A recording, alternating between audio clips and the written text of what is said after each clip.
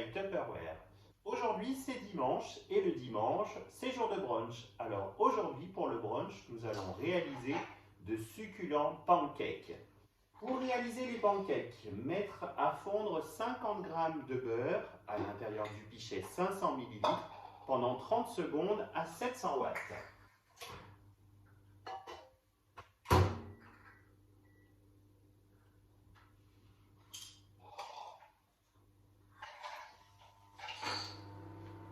Pendant ce temps, nous allons mélanger nos 2 œufs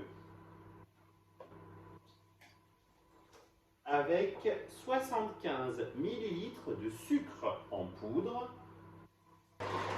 en vitesse 1. Nous allons blanchir le mélange jusqu'à ce que celui-ci triple de volume.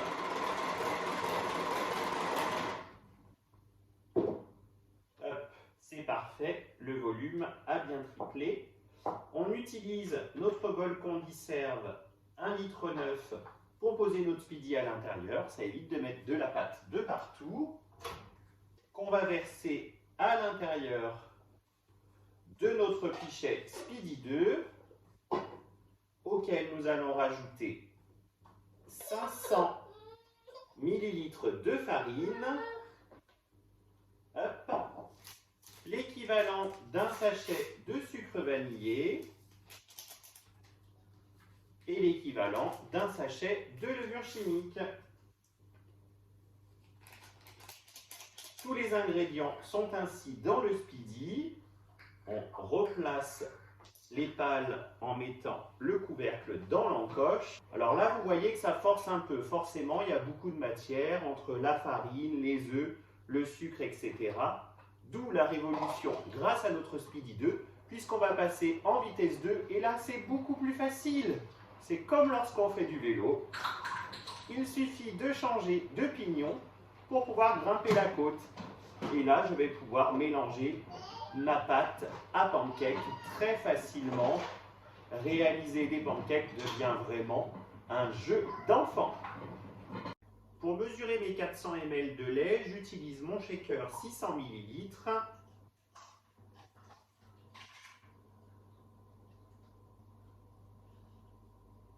Hop. Grâce à cette recette, on va pouvoir réaliser 12 pancakes généreux. Hop, je verse à l'intérieur de ma préparation. Hop. Parfait. Et on repart pour un peu de mélange. Je vais même repasser finalement en vitesse 1 parce que j'ai l'impression de ne pas cuisiner sinon.